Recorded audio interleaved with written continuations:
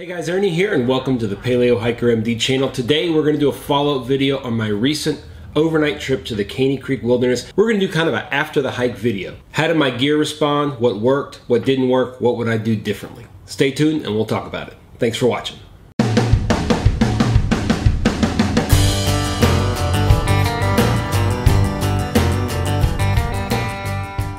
So first, a little bit about the actual trip. It was about 13 and a half miles in total.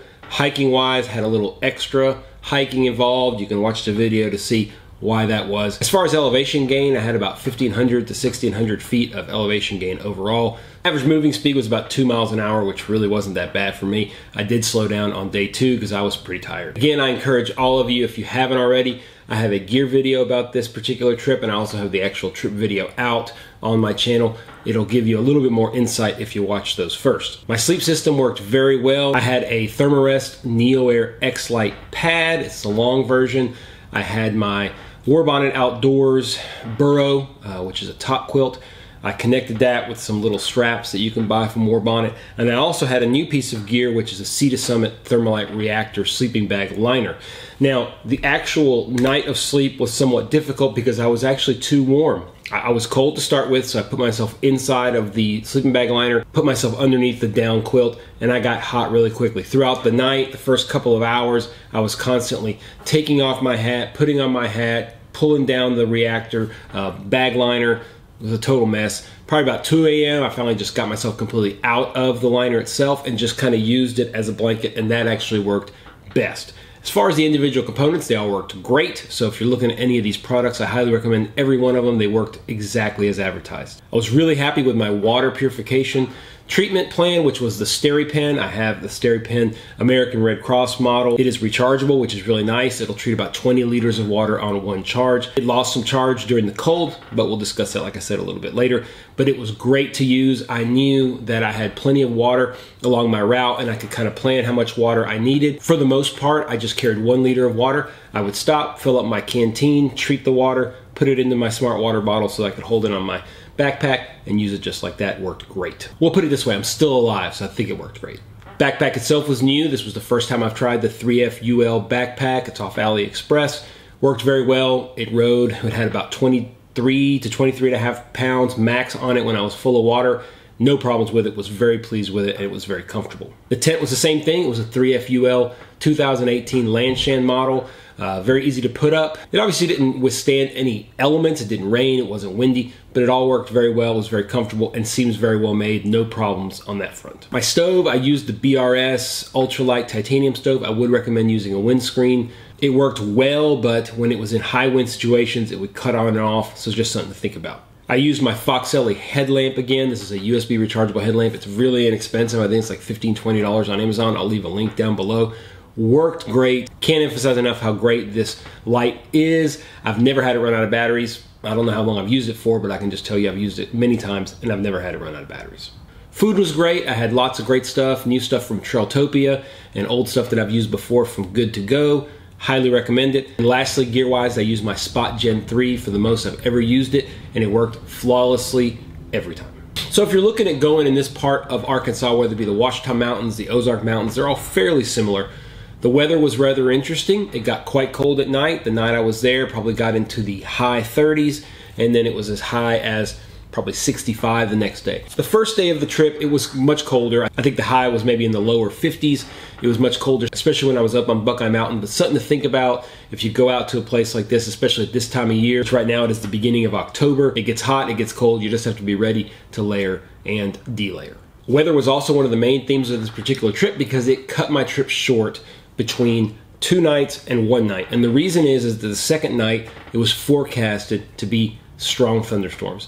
And I want to show you guys a little bit. I took some screenshots of the Weather Channel. If you look at the first screenshot, basically you're looking at Saturday and Sunday. And both days it says it's sunny. It mentions nothing about foul weather, okay? But if you click into the hourly section, you'll see that between like 11 p.m., 12 a.m. to around 4 or 5 a.m., it's strong thunderstorms. Now, The screenshot I took only showed wind in the 10-mile-an-hour range. When I was up there, it was showing wind in the 20 to 30-mile-an-hour range, and that's what made me leave. But it's important you realize, if you look just at the days and you don't look at the hourly, you would have completely missed the fact that overnight in the woods, there was going to be severe thunderstorms. And this was for Mena, Arkansas, which is north and not necessarily in the mountains. Probably would have been worse in the Caney Creek Wilderness. So I will tell you guys just to pay attention to the weather. Don't be dumb out there. Lastly, as far as weather goes, like I said, just layer effectively. The second day, I got to searching for something I thought I'd lost. Again, you can check out the video to see the whole drama behind that. But I got too hot and I sweated, and that was a problem. Later in the hike, I got cold, so just be careful. Don't do what I did. Luckily, it really wasn't that cold, so it wasn't a problem. But if it's really, really cold weather, what I did was a mistake without question. Looking at power is something that I always look at. Obviously, first of all, because we're very connected, but second of all, because I film my videos. I carried a 10,000 milliamp battery pack, and I went through at least half of it, maybe even more. So it makes me wonder, for a longer trek, do I need more power? I have bigger power supplies. I have a 15,000. I have one I think that's even 22,000, but they're just obviously a lot heavier. So I'm trying to keep it at a low. Of course, one of the things I learned looking back through all the videos that I probably took too much video. I edited a lot of it out. But that's something that you just learn over time. I think it's better to have more video and cut it back than not have it at all. I also think cold really affected my batteries.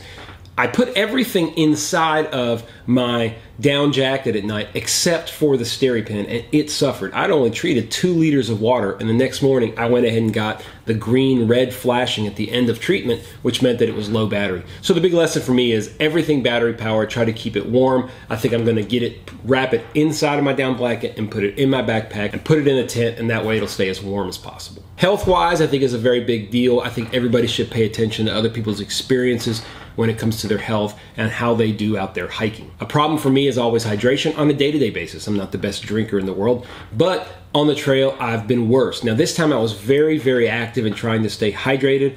I drank much more than I usually do, and I still started to cramp up a little bit on some of the uphills towards the end of the second day. I did flavor my water, and I think that led to me drinking a lot more water. That said, it didn't help enough. I need to drink even more, and we'll talk about that at the end of this video. From the standpoint of foot care, I can tell you guys, I've started to use Leukotape. Leukotape is great. It is like a super stretchy, super sticky tape that you can apply anywhere to your feet. I apply it to the hot spots that in the past I've always gotten blisters, especially my heel along the Achilles tendon, and then I wrap it around the front of my foot from the outside of my great toe all the way underneath to the outside of my fifth toe. No problems, didn't feel any issues whatsoever, hiked quite a bit. The Leukotape was on there. When I got home, I drove in, got home, took a shower. I had to peel the Leukotape off. It works absolutely perfectly. I'll leave a link down below, and if you guys want a specific video on how I use Leukotape, just let me know. I was a little surprised by my level of soreness, especially on the second day. First day I charged up Buckeye Mountain, no problems, felt good, had good energy. And of course the next day, because I'm not used to climbing mountains and doing that much type of exercise, I hurt quite a bit. Nothing surprising, but it just did surprise me a little bit. Which leads to something else. I talked about not hydrating well enough. I also don't tend to take good rest periods, but I did a much better time this time. I really stopped to rest many more times than I normally would, but not nearly enough. A lot of people, you read their books, they say hike for 45 minutes, rest for 15 minutes, and do that on cycle. I need to do a better job of doing that. Lastly, I also talked about sweating too much. We won't get into it again. Just don't get too hot and don't sweat. So lastly, what would I do differently? Well, I can tell you a couple things that I would do differently, and this is how I feel like I learn. I go out, I do things, I make what I think are mistakes, although they're not huge mistakes, they're mistakes. I come back and I think about them. So I wanted to share those with you guys. First thing is, I really should have taken my time more on the first day. I was excited to get out there. I had driven all the day before, drove that morning. I got there and I just charged up that mountain. Should have taken more rest periods, had to give my feet and my legs more time. Once that lactic acid starts to build up, I need to give it time to get out, and I didn't do a good job. So next time I'm really gonna work on trying to do the 45 minutes walking, 15 minutes resting, and do that very specifically. Set an alarm and make sure that I do it. Tying into that, the hydration part, I'll drink a little bit during those 45 minutes, but at the end of those 45 minutes, when I'm at that 15-minute slot for resting, I'm gonna drink as much water as I possibly can so that I don't get dehydrated again. I wasn't terribly dehydrated, but I was bad enough, like I said, to cramp some, and I don't wanna do that again. We talked a little bit about my next thing I'd do different, store all my batteries inside of the down jacket. You know, maybe you could use a hand warmer and put it in there and let it stay warm, and that would really help the batteries. Who knows, something like that, but it's something I need to do different. Third, I would definitely bring a windscreen with this particular stove. I lost a lot of heat and a lot of energy by the wind just blowing through. I tried to put the stove in like the most protected area that I could. It still didn't work very well. When the wind blows through, it starts to cut that off. It makes a lot of noise, and it just is not efficient. So definitely bring a windscreen. So that's pretty much it. Those are the things that I kind of picked up from this trip. I had a great time. I really enjoyed it. I wish I would have gotten the 2 nights in, but I know for me at least I made the right decision coming home early and not getting in any trouble in a strong thunderstorm. If you have any tidbits, any questions, any comments, any suggestions, throw them down below. I'd love to hear what y'all have to say.